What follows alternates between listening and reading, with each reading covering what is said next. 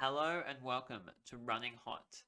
Today we're commenting Game 3 of a Circuit Opener tournament on May 25th. I'm Connor and I'm joined by Sean. Sean, introduce us to our contestants today. So on the left is hello everyone. On the left is me as Hoshiko Shiro, and on the left is Seth as Jinteki Personal Evolution. Yeah, and this one, I think the camera got started a bit late, so the game's already part way underway. We can see two pieces of ice. Yeah, I think I just took my turn one. Oh, yeah, so it's not too late then, I guess. We've got a sprint and it's PE, right? Yeah. Yeah. So whenever an agenda is scored or stolen, I'm gonna take one net damage, probably one extra because a lot of the agendas are gonna do net damage anyway. Yeah. Although I think this deck is like a Neurospike deck, so it's mostly on 3 pointers, and it wants to score something like a Fuji asset retrieval, and then play the Operation Neurospike, which does damage equal to the points of the agenda you just scored and kill the runner. Oh, I don't think I've played against that before. I was thinking of the one that does damage equal to the tags you've got, but no, you're talking about something else. Or that's a high profile target, I think. Uh, Something like um, that. Yeah, this is a Jinteki card from System Gateway. Now the super glare card there, I think, is that a black and white spin doctor? Yeah, there's a Spin Doctor. Excellent. So I think at this point in the match, I wasn't really sure what kind of Jinteki deck it was still. Can't remember when I became aware it was a Neurospike deck, so I'm just trying to set up, but also not play too many cards I don't think I need to play because I want to keep them as health. Yeah. So I guess if you see PE across from you, you're thinking it's either. I mean, I would think thousand cuts, like, or the usual like. Yeah, lots of little dinky agendas and stuff like House of Knives, Yeah. or more like shell gamey thing with traps and stuff. Yeah. And the other one I would think of is the see how they run Ah, yeah, end of a line deck. in the line deck. But I wouldn't think of a Neurospike deck, so I'll be interested to see Yeah, how you adapt to it. I think I wasn't too worried because I'm on the Hoshiko deck I'm on is the one that runs double Labor International Epilogue. Yeah. So it shouldn't be too hard for me to reset my deck if possible. I can't remember if I end up doing it in this match.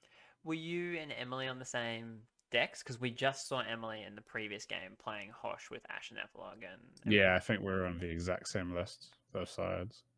yeah. I think I can see more in your hand too. More and twinning. Yeah, Yeah. Moore's really important in this matchup. It's going to come down within the next 2 turns, I think. Yeah, good way to start, just disrupting the corp. Mm. Lots of shoot stuff like Neurospike, or I think decks on Punitive as well, or just any like nasty, like maybe if I'm holding a scenario or something, you can end up shooting it from hand. Yeah. Yeah, well that's kind of one of the it gives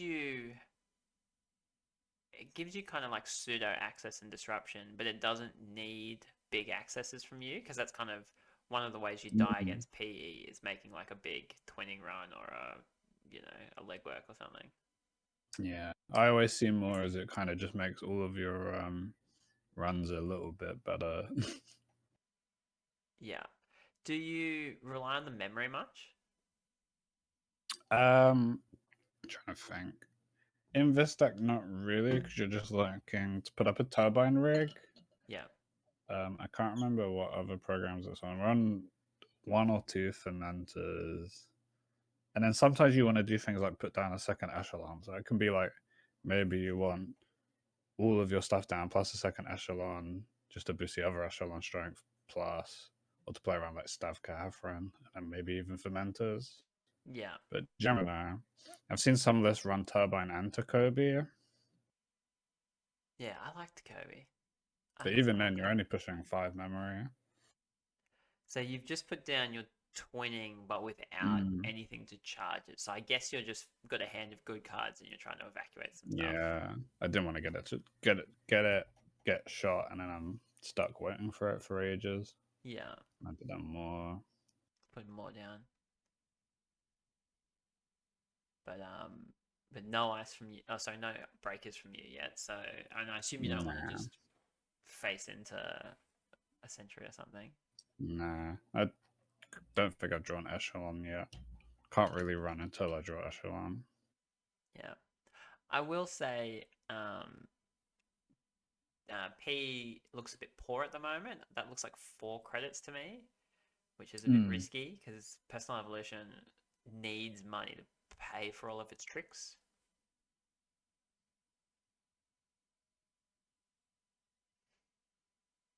Unless what I think is a 2 credit is a 5 credit. But I think that's a 2 credit. I think he's on 5 credits. there we go. What are we doing? Something in the Something remote. goes into the 2 pieces remote. of ice. Looks like we're considering advancing it. You're pointing at some stuff. Yeah.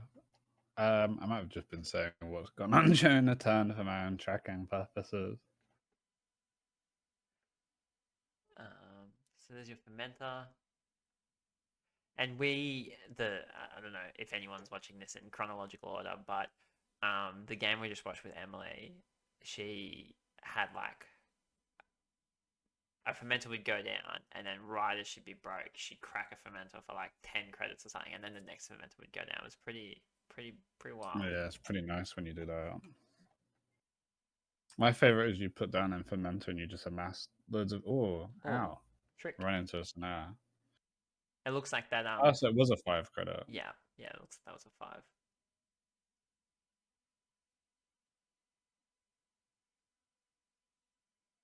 So I end up losing. I lose a strike fund. That's pretty good. Yeah, I don't lose anything too important here.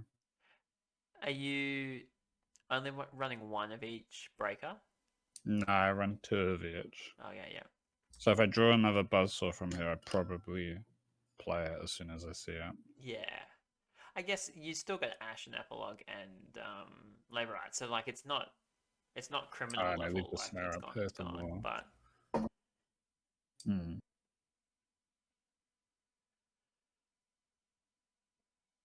Yeah, you can Ashen, you can Laborite, you can just not lose the other one. It's very hard to lose your breakers in the stack. yeah,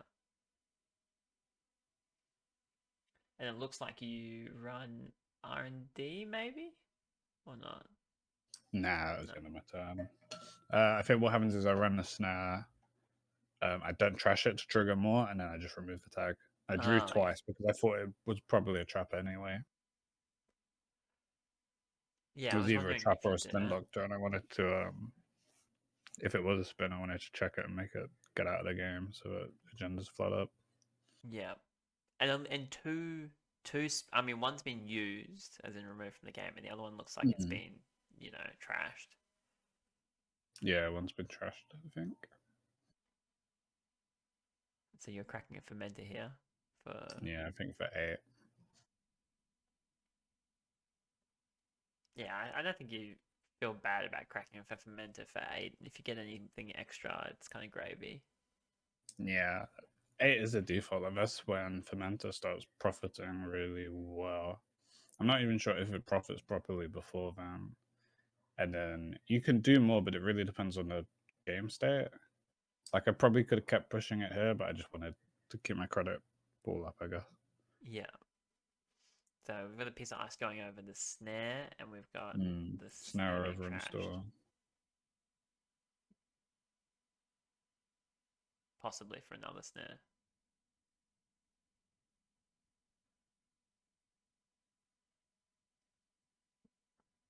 Got a draw. What are you looking for? I think Echelon. Oh yeah, that's actually Can't pretty. make any runs because I was worried about Anansi, I guess. Yeah, or Or Sicenta. yeah, slice of ton. Either So of those could finish in there's a one neuro go. spike in the discard. Is that the point you realize there's a neuro spike deck? Yeah.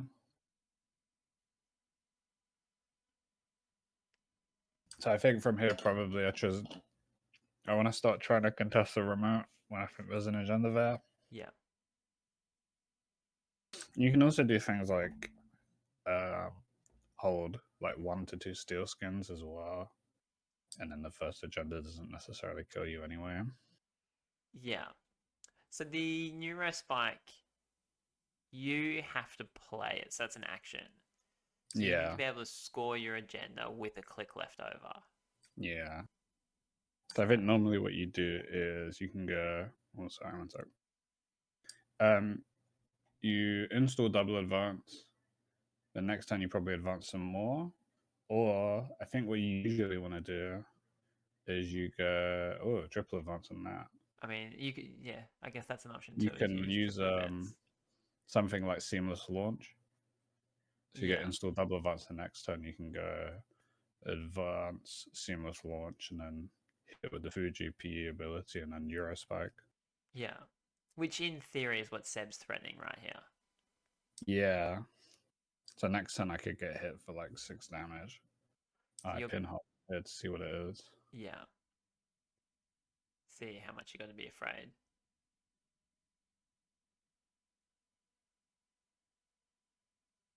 Oh, So it is a Fuji.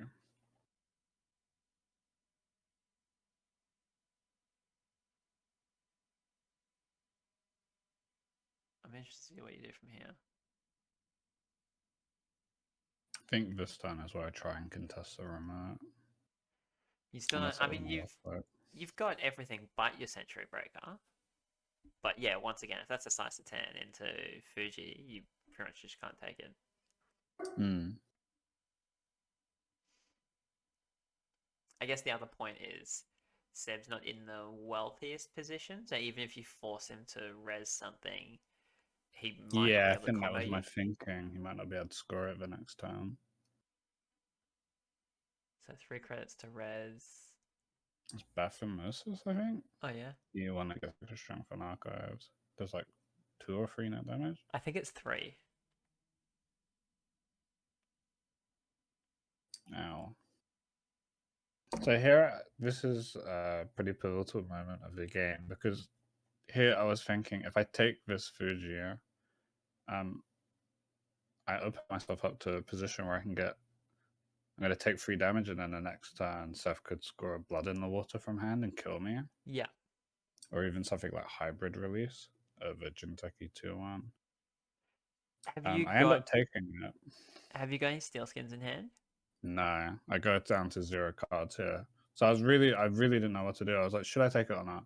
And then I was thinking about in the post game that even if I don't take it here and Seth has the blood in the water, I die anyway because you can score it and then just put the blood in the water down and score that as well on Oh the yeah, last you click. totally can.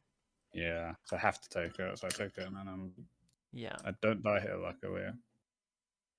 It's And very scary. This has happened to me a lot of times against these kind of PE decks where I'll take a Fuji and then have no cards in hand and get blood in the water or hybrid released. I feel like I overheard Seb speaking about his deck after the game and saying he doesn't have very many blood in the waters in the deck. Because he's Yeah, I on the talked to him Neurospike about 3-pointer it. combo, I think the math only works out that he only has a couple of blood in the Oh, here's He's on 1. Oh yeah, he punitives Oh, but you've here got too much too. money. Yeah, he does it to make me spend money, which is I think a pretty heavy misplay because now doesn't have any money. Yeah. Yeah, I guess sometimes, like if you build a deck to do a thing, sometimes you just want to do the thing. Yeah, you just gotta go for it. So I do agree, it's probably worth keeping a held because as corporation, once you go to no credits, like you can't trigger a snare, like you can't really do anything. Yeah, you Um, can't res any of the face down ice. but I can't blame him for for wanting to kill someone.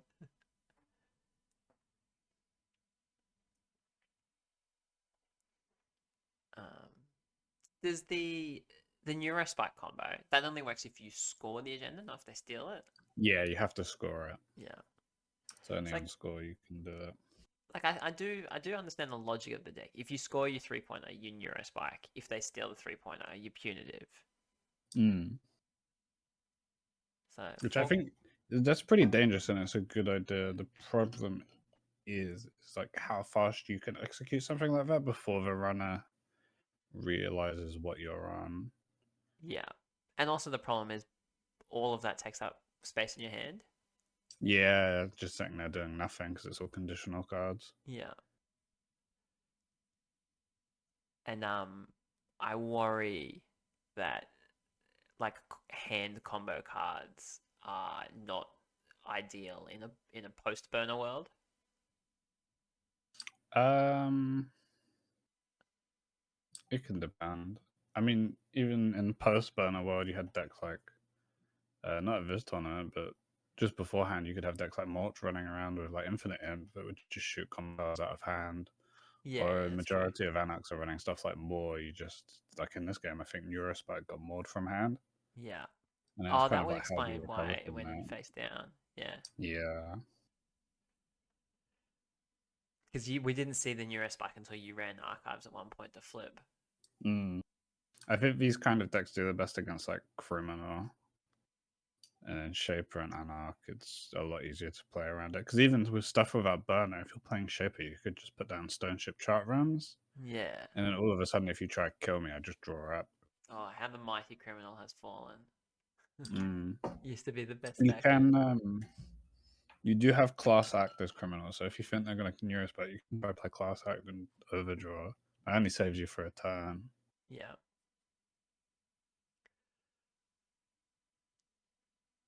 So, what are you doing here? I think I'm just doing start of turn stuff. Oh yeah, Mystic for the I steel think I'm skin. pretty chilled out from here because now I've got this and stuff doesn't really have any money. I don't have to worry too much about another Neurospike. I'm just sort of waiting. I think I was thinking about resetting my deck at some point soon so that I could start multi-accessing without having to worry about like running out of cards. Yeah, you're in a good spot. Like, and I Mm. think slowing down's good because, like, I mean, you're up on credits, you're up on points. You know, you've got all your breakers down. Really, from here, the thing you need to not do is die, which means kind Yeah, of slowing down and playing a bit carefully.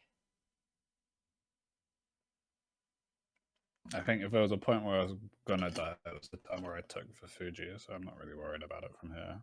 Yeah.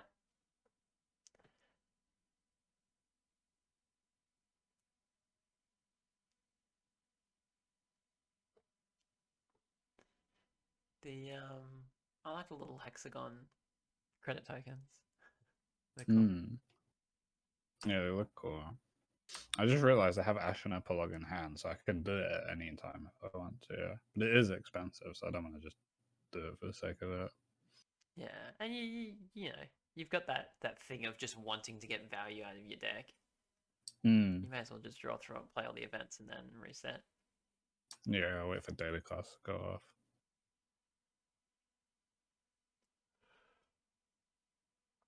So I think I'm multi-access R&D here.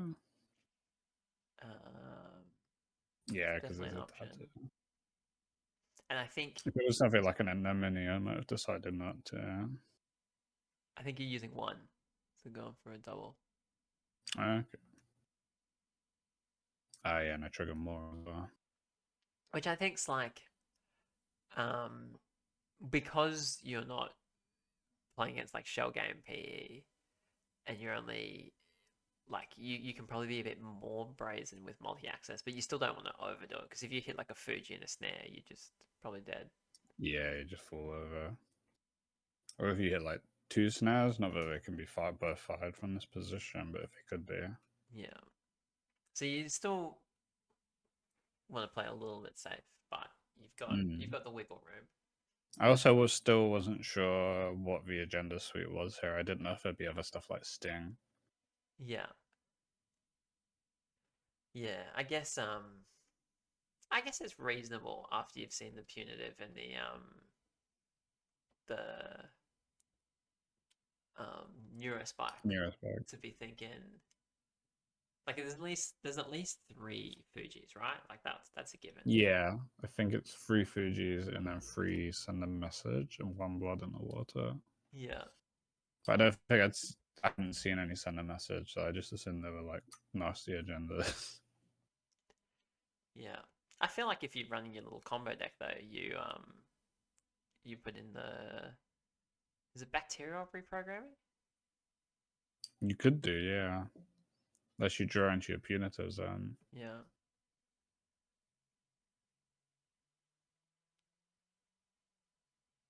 What are we doing? Oh, this is the more. Trigger more. I think I go get a single access because Tattoo Bowl is an R&D. I'm sort of like, well, I can keep checking it because I know probably some of the other face down that I get anemones. Yeah. But if I just keep checking on top of R&D for free and triggering more, that's pretty good for me. Yeah, so it looks like you ran R&D and used 2 twin encounters for 3 accesses. Mm. I go HQ her. Raindrops. So you'll kind of just come out card neutral here. Yeah. I get money. Ooh. Send a message. Oh yeah, that must have been run HQ use a Twinning. I swipe with twinning, I think. twinning. Oh, ever since Jackson said it before, I keep getting twinning and turning wheel mixed up now. Ah. So you're on 6 points. Yeah, so I need to find one more. Which is good because now I can't die to like taking a food you have low health or anything. I just win. Yeah, yeah, yeah. You can't. You turn off Fuji Death. You turn off Punitive. Neurospike's still a valid win con, Yeah, but you. but I'm not too worried about just running into the remote over and over now because all the ice is rezzed. Yeah, Like the scariest thing about these decks is where they try to position anemones on the remote with the Fuji inside. So it's like you try to run it, they just force you to take that damage and jack out over and over. yeah, yeah. It's like because it's not like unconditional damage. You're forced to Yeah, take you're it. just forced to take it out. What's the what's the outermost piece of ice on that remote? That is, I can't remember what it's called. It begins with a P. I'll look it up. Nutria.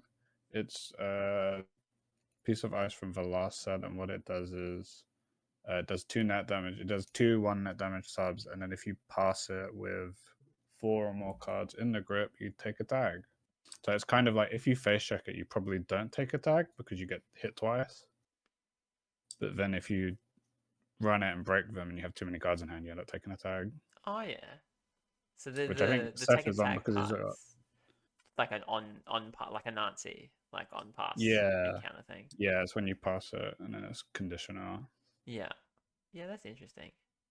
I do struggle to conceptualize. Like I know that NSG is trying to put a little bit more like sprinkle of tags in Jinteki, and I do struggle to conceptualize how that comes together.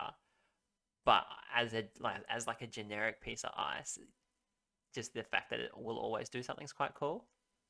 Yeah, I think it's a really cool piece of ice. I like playing it in MBN and R plus. Yeah, yeah, I was thinking that. Ah, ooh, that was bad. I don't put the Ashen Epilogue there, and I didn't remove the Ashen Epilogue from the game. Yeah. Very naughty. So Maybe I just didn't realize. yeah. So you've Ashen Epilogue. The cards over on the top of the screen are the ones you remove from the game, Yeah, they get removed from the game. and So you've got there's a them in your daily hand. task, but it doesn't matter. I don't think I lost any sure gambles, which is really good.